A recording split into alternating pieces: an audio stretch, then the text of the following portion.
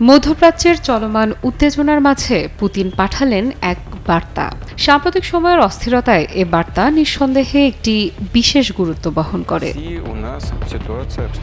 সিরিয়ার অন্তর্বর্তীকালীন প্রেসিডেন্ট আহমেদ আল শারাকে বার্তা পাঠিয়েছেন রুশ প্রেসিডেন্ট ভ্লাদিমির পুতিন।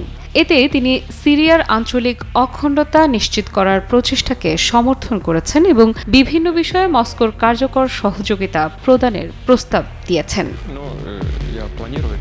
২১ মার্চ এ তথ্য জানিয়েছে ক্রেমলিনের মুখপাত্র দিমিত্রি পেসকভ বলেন, পুতিন আল শারাকে জানিয়েছেন তিনি সিরিয়ার সার্বভৌমত্ব, স্বাধীনতা, ঐক্য এবং আঞ্চলিক অখণ্ডতা নিশ্চিত করার স্বার্থে যত তাড়াতাড়ি সম্ভব পরিস্থিতি স্থিতিশীল করার প্রচেষ্টাকে সমর্থন করেন।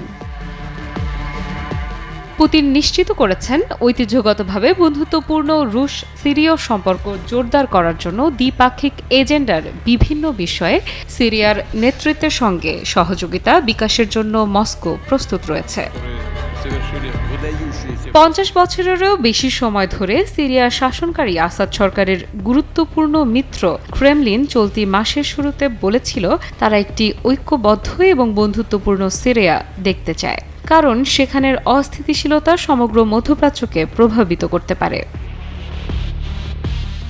সব মশার বিরুদ্ধে সুরক্ষা দিতে এলো বসুন্ধরা এক্সট্রিম অ্যারোসল, মশার বিরুদ্ধে এক্সট্রিম সুরক্ষা। ১৩ বছরের গৃহযুদ্ধের পর ডিসেম্বরে আল শারার নেতৃত্বাধীন বিদ্রোহীদের হাতে আল আসাদের পতনের পর রাশিয়া দেশটিতে তার সামরিক ঘাঁটিগুলো সুরক্ষিত করার জন্য তৎপর হয়ে ওঠে।